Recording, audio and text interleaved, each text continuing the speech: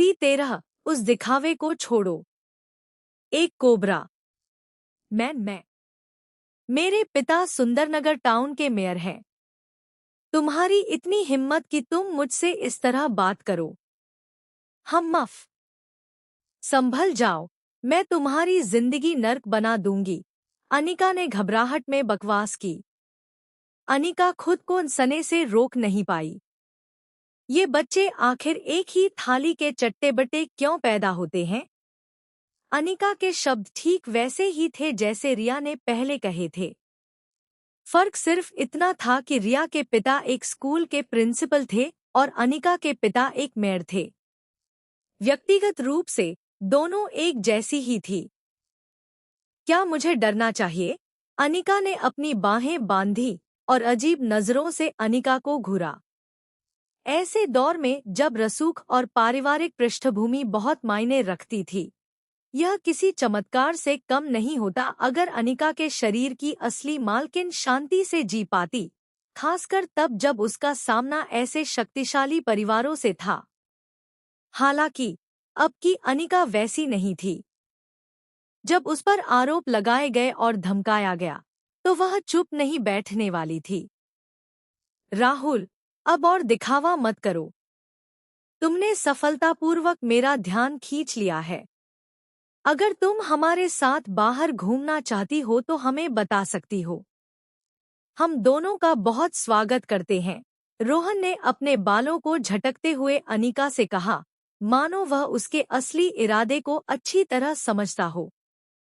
उसका मानना था कि अनिका ने अभी तक जो कुछ भी कहा था, वह सिर्फ भाव खाने की उसकी चाल थी। रोहन के अनुसार अनिका ने इतने अच्छे से अभिनय करने में बहुत मेहनत की होगी। बहरहाल, यह उसके इरादे के अनुकूल था, क्योंकि वह वैसे भी अनिका के साथ डेट करना चाहता था। लड़की सुंदर थी, रिया से कई गुना ज्यादा, जिसका न तो कोई रूप था और न ही ढंग का शरीर। अगर रिया प्रिंसिपल की बेटी न होती, तो वह कभी उसे न पूछता। जहां तक अनिका की बात है, रोहन सिर्फ उसके साथ खेलना चाहता था और बोर होने के बाद उसे कचरे की तरह फेंक देना चाहता था। बस इतना ही। माफ करना, मैं सोरों के साथ नहीं घूमती।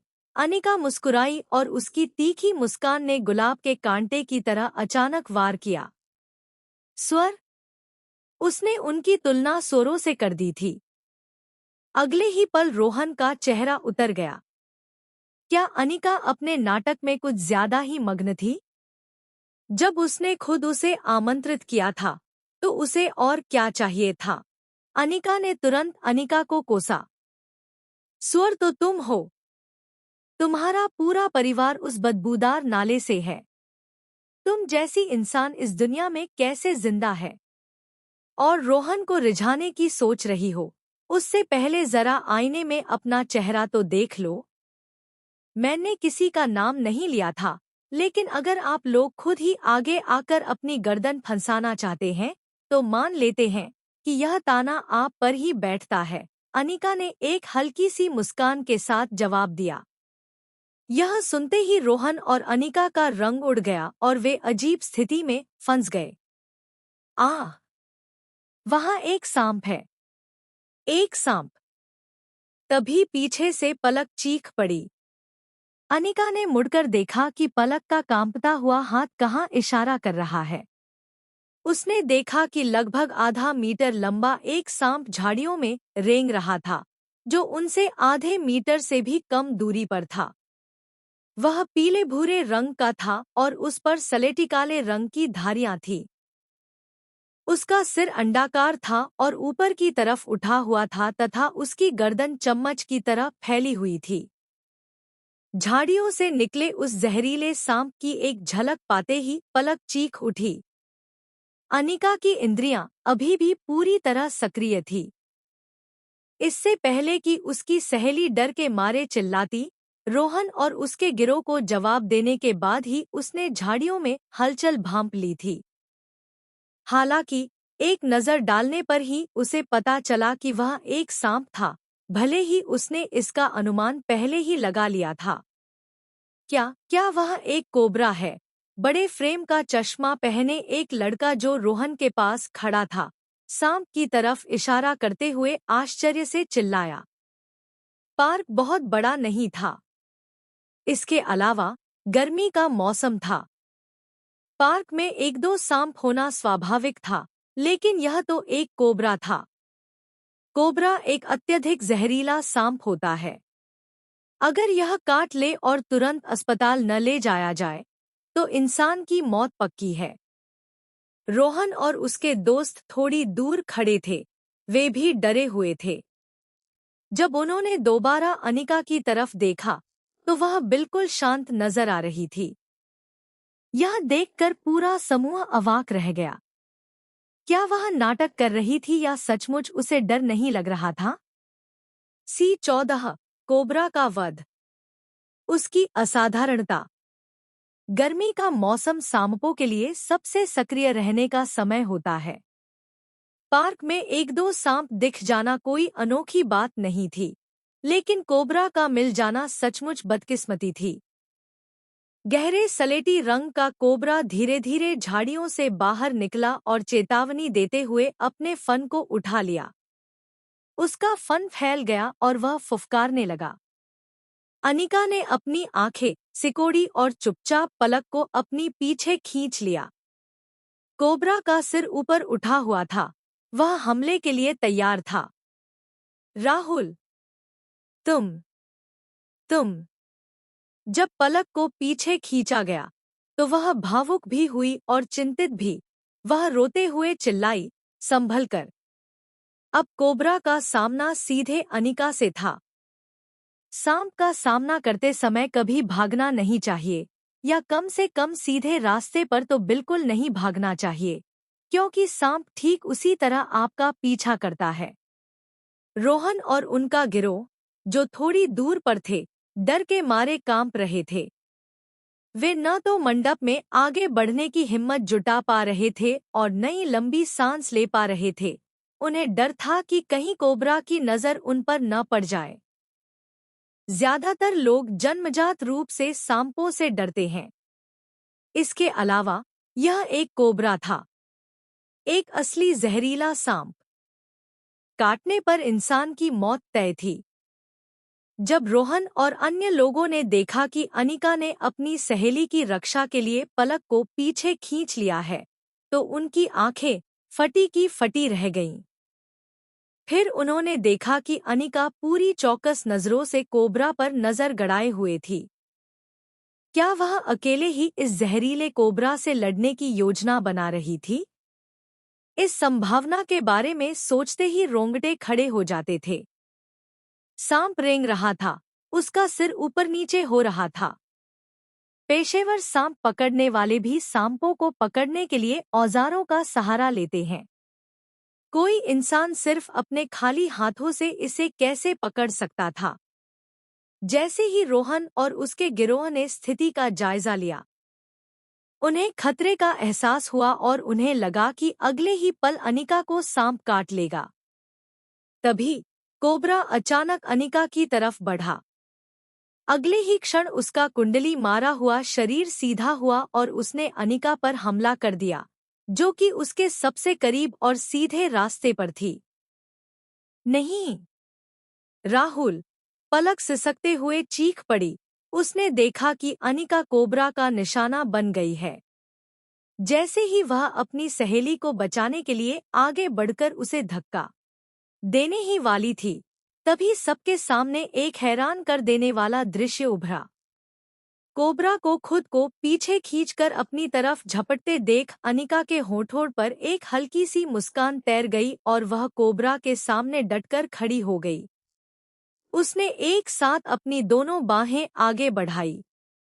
ऐसा लगा जैसे उसे कोबरा के हमले की अगली दिशा का पहले से ही पता था और उसके हाथ हरकत में आ गए।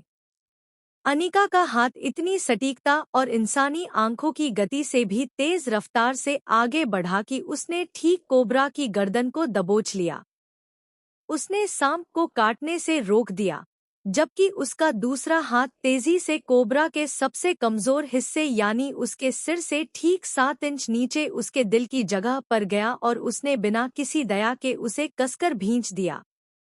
कोबरा ने एक पल के लिए छटपटाहट दिखाई, इससे पहले कि अनिका द्वारा उसे जोर से दबाकर मार डाला जाता।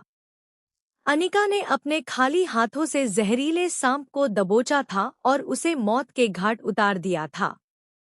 उसके यह सरल दिखने वाले लेकिन सटीक कदम ने देखने वालों के दिलों में अलग अलग भावनाएं जगा दी। वह एक अत्यधिक जहरीला सांप था, फिर भी अनिका ने आमने सामने की सीधी लड़ाई में उसे मार डाला था। इसके अलावा अनिका के तेज और फुर्तीले पलों ने यह साबित कर दिया था कि उसने इसका अनगिनत बार अभ्यास किया था। यहाँ तक कि एक जहरीले सांप को मारने के बाद भी उसकी नजरों में कोई डर नहीं था। एक साधारण छात्र के पास इस तरह का कौशल और क्षमता कैसे हो सकती है? यहाँ तक कि एक वयस्क भी जहरीले सांप के सामने आने पर डर के मारे सुन्न पड़ जाता। हालांकि अनिका ने पलक झपके बिना ही उसे मार गिराया था।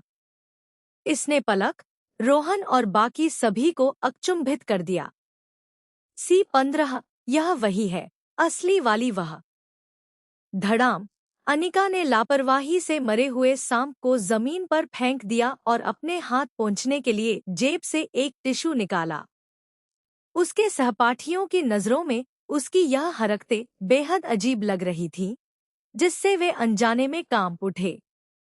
अनिका अब वैसी डरपोक और दब्बू लड़की नहीं लग रही थी जैसी वह हुआ करती थी। मौजूदा अनिका नर्क से बाहर निकली हुई कोई खूंखार डायन या हत्यारी लग रही थी। रोहन और अन्य लोगों के मन में यही बात सबसे पहले आई। सच कहूं तो अनिका कोई नाटक नहीं कर रही थी। अपने पिछले जीवन में एक सीक्रेट एजेंट के रूप में वह हत्याओं के बीच रहकर सुन्न हो चुकी थी।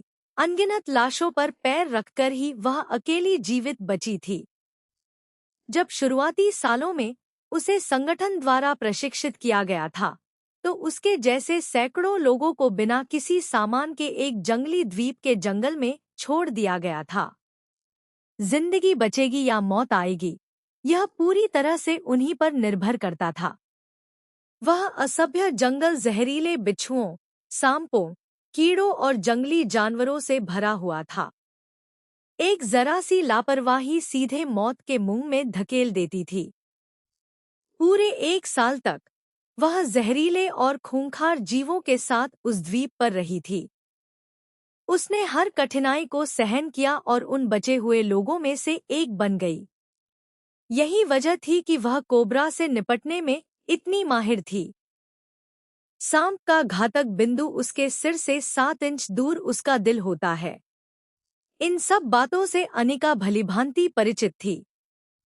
राहुल, तुम।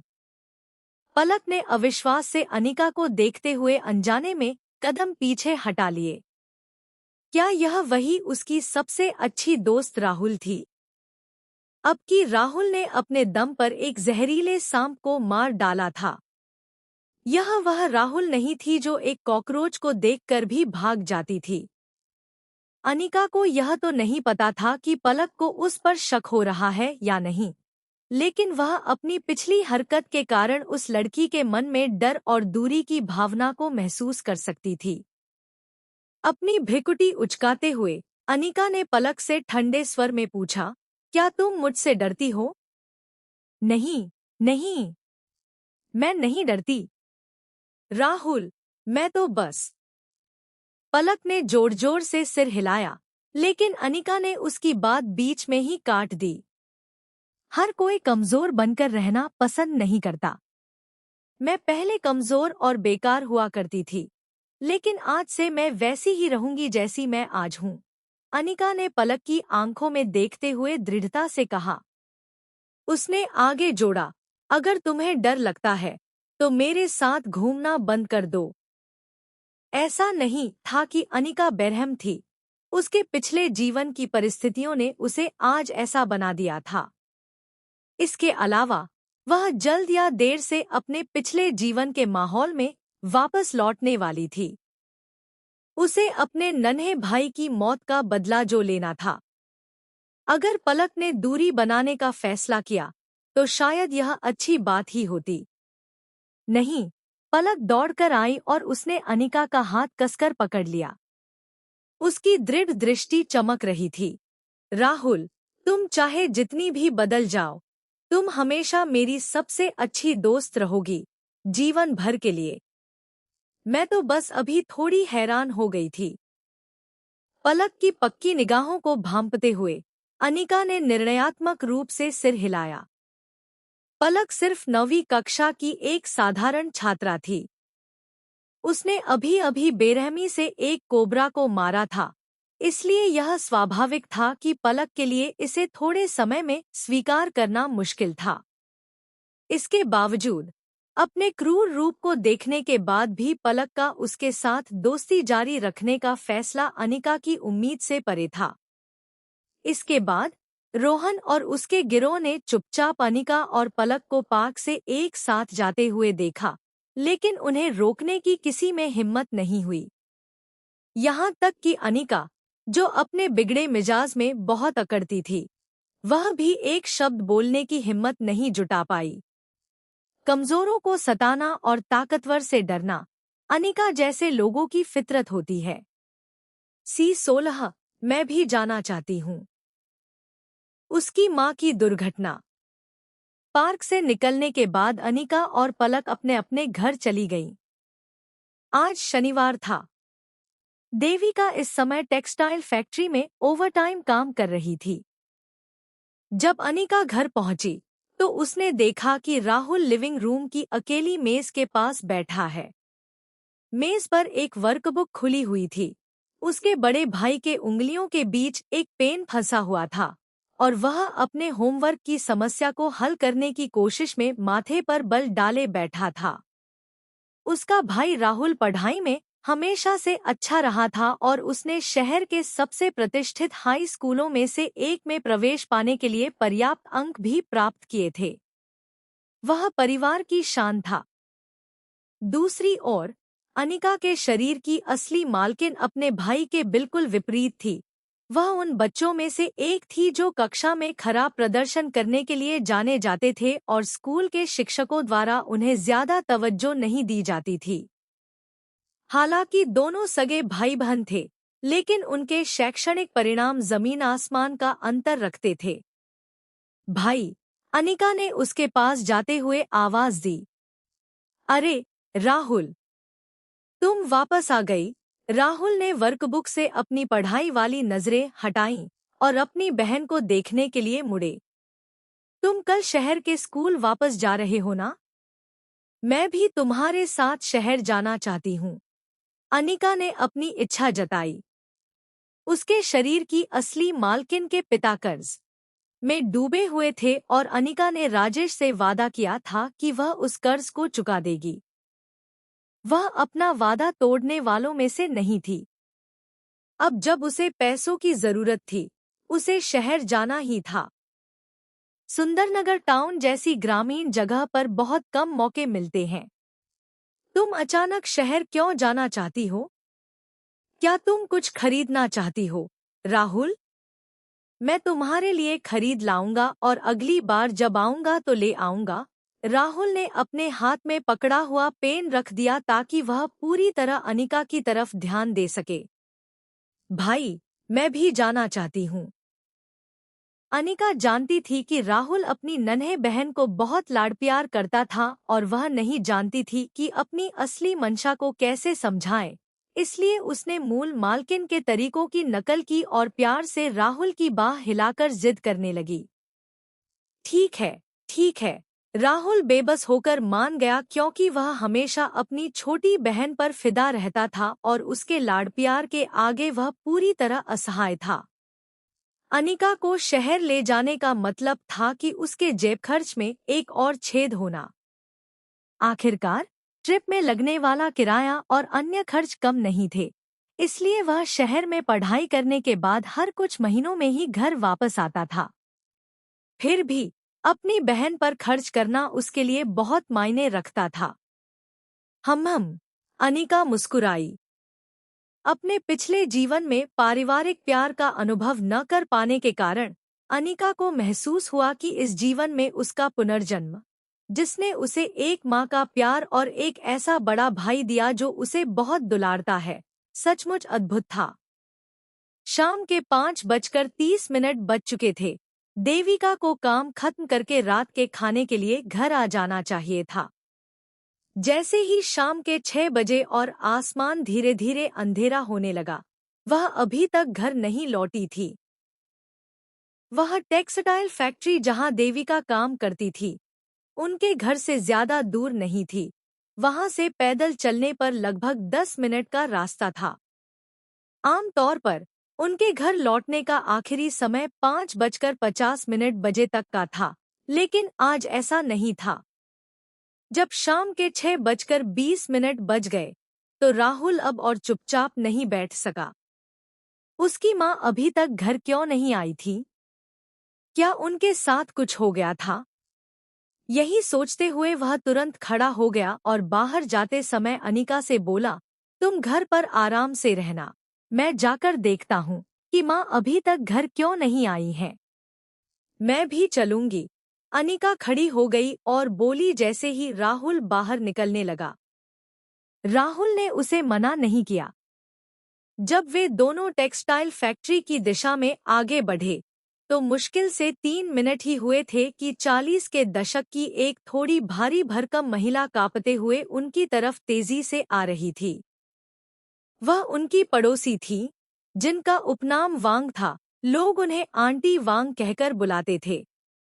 आंटी वांग और देविका एक ही फैक्ट्री में काम करती थी और आसपास रहने के कारण आमतौर पर एक साथ घर लौटती थी। आज वह अकेली इतनी जल्दी में क्यों वापस आ रही थी? अनिका ने सिर उठाया और राहुल आगे बढ़कर पूछने लगा, आंटी वांग, इतनी देर हो गई है, मेरी माँ अभी तक घर क्यों नहीं आई? आंटी वांग की आवाज सहानुभूति भरे सिसके और सहरन से कांप रही थी, और राहुल के सवाल पूरा करने से पहले ही उन्होंने बात काट दी। तुम्हारी माँ का हाथ मशीन से घायल हो गया है, अभी अभी एक दुर्घटना में। उनका हाथ खून से लथपथ है, सब तरफ खून है। उनकी नसें भी कट गई हैं। डॉक्टर ने कहा है कि उनका हाथ शायद ठीक नहीं हो पाएगा। जल्दी जाओ, उनके पास जाओ। C17 खराब मेडिकल स्किल, सर्जन मैं बनूंगी। सुंदरनगर टाउन की एकमात्र टेक्सटाइल फैक्ट्री काफी बड़े पैमाने की थी, जिसमें सैकड़ों से हजारों मजदूर काम करते थे। देविका भी उनमें से एक थी। ऐसा नहीं था कि टेक्सटाइल फैक्ट्री में बहुत अच्छी तनख्वाह मिलती थी, लेकिन खेती किसानी करने वालों की तुलना में वहां मजदूरी फिर भी काफी ज्यादा थी। बेशक, इसके अपने फायदे और नुकसान दोनों थे। टेक्सटाइल फैक्ट्री के मजदूर मशीनों के साथ काम करते थे। जरा सी लापरवाही से हाथ छिल जाना और चोट लगना तो रोज की बात थी। इससे भी गंभीर मामलों में कुछ कर्मचारियों की उंगलियां आधे हिस्से में कटकर अलग हो जाती थी। अनिका के इस शरीर के परिवार में वह और राहुल दोनों छात्र थे और उनके पिता किसी काम के नहीं थे, जो सिर्फ जुआ खेलना जानते थे। यह स्वाभाविक था कि देविका पर एक बहुत बड़ा बोझ था। अनिका के इस शरीर में पुनर्जन्म लेने से पहले मूल अनिका और राहुल दोनों देविका के टेक्सटाइल फैक्ट्री में काम करने के फैसले का विरोध करते रहे थे। हालांकि वे कर भी क्या सकते थे? परिवार का खर्च बहुत ज्यादा था। अगर देविका ने खेती किसानी का सुरक्षित विकल्प चुना होता, तो वह बच्चों की पढ़ाई का खर्च उठाने के लिए नाकाफी होता। अब जिस खतरे से वे डर रहे थे, आखिरकार वही हो गया। देविका गलती से घायल हो गई और आंटी वांग के लहजे से ऐसा लग रहा था कि उनकी चोट काफी गंभीर थी। देविका घायल हो गई थी। अनिका का दिल बैठ गया और एक अजीब सी चिंता ने उसे घेर लिया। उसे इस शरीर में आए हुए ज्यादा समय नहीं हुआ था, लेकिन वह देविका और राहुल दोनों को अपना परिवार मान चुकी थी। मेरी माँ अब कहाँ है? अनिका ने पूछा। वह हमारे टाउन के अस्पताल में है। आंटी वांग अभी भी उस डर से पूरी तरह उबर नहीं पाई थी। इससे पहले कि आंटी वांग अपनी बात पूरी करती, अनिका सुंदरनगर टाउन के सबसे बड़े अस्पताल की तरफ दौड़ पड़ी। राहुल भी उसके साथ भागा। आंटी वांग की बातें सुनने के बाद उसके दिल में डर भर गया था। उसे डर था कि देविका की स्थिति बहुत गंभीर होगी। सुंदरनगर टाउन में कुछ क्लिनिक थे लेकिन वहां केवल एक ही बड़ा अस्पताल था। अनिका बहुत जल्दी में थी। उसकी गति बेहद तेज थी, जिससे उसके और राहुल के बीच काफी दूरी बन गई थी। राहुल इस अजीब बात पर विचार करने के मूड में नहीं था क्योंकि वह भी उसी मंजिल की तरफ भागा जा रहा था। अस्पताल के प्रवेश द्वार में प्रवेश करते हुए अनिका लगभग तुरंत काउंटर के सामने जा खड़ी हुई, जिससे रिसेप्शनिस्ट अनजाने में डर गई। अभी अभी जिस व्यक्ति का हाथ घायल होने की वजह से यहाँ लाया गया है, वह कहाँ है? अनिका ने सीधा सवाल किया।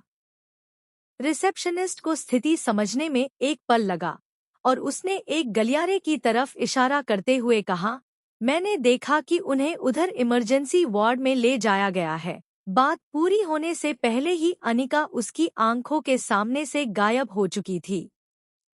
अनिका की गति इतनी तेज थी कि वह दिखाई ही नहीं दे रही थी, जिससे रिसेप्शनिस्ट अपनी आंखें मलने पर मजबूर हो गई।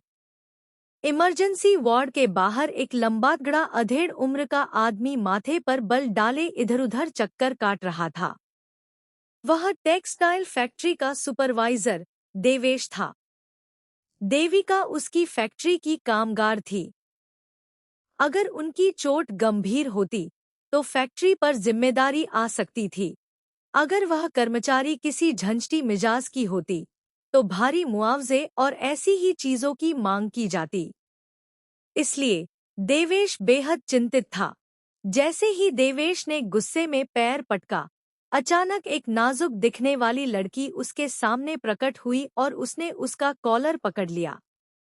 देविका कहाँ है? अनिका ने देवेश का कॉलर खींचते हुए कड़े शब्दों में पूछा। देवेश पहले से ही तनाव में था, लेकिन अब अनिका को देखकर वह समझ गया कि आंटी वांग ने देविका के परिवार को पहले ही सूचित कर दिया था। उसने स्थिति को भांपते हुए जवाब दिया, तुम देविका के परिवार से हो? वह ऑपरेशन के लिए अंदर इमरजेंसी वार्ड में है, लेकिन डॉक्टर का कहना है कि उनकी हालत बहुत अच्छी नहीं है।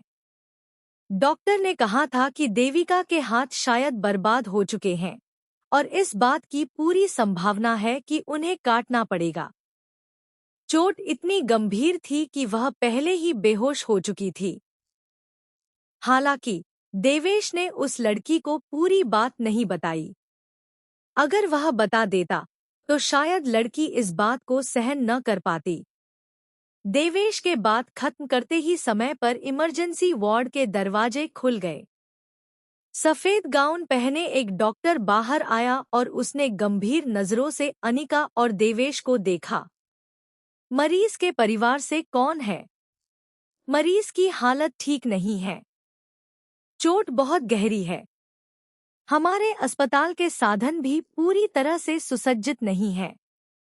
अब उन्हें शहर के अस्पताल भेजना बहुत देर हो जाएगी। अभी सबसे अच्छा समाधान हाथ काटना, एम्प्यूटेशन है, वरना उनकी जान खतरे में पड़ सकती है। सुंदरनगर टाउन अपर्याप्त चिकित्सा सुविधाओं वाला एक छोटा सा शहर था।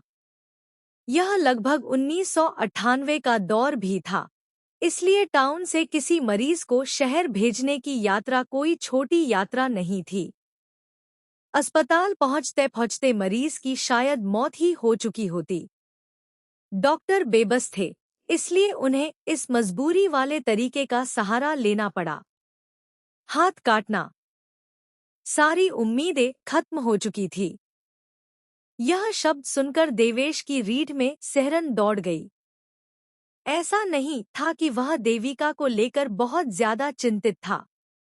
वह इसलिए परेशान था क्योंकि फैक्ट्री को उन्हें मुआवजा देना पड़ता।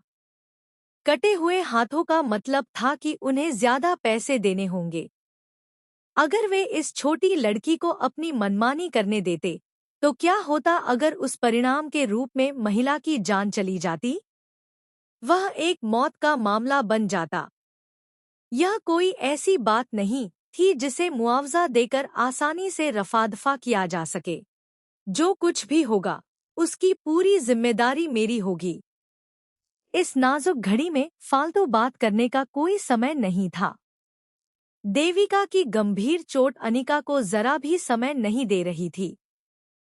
टिक टिक करता हर एक सेकंड और गुजरता हुआ हर मिनट उसके लिए बहुत कीमती था।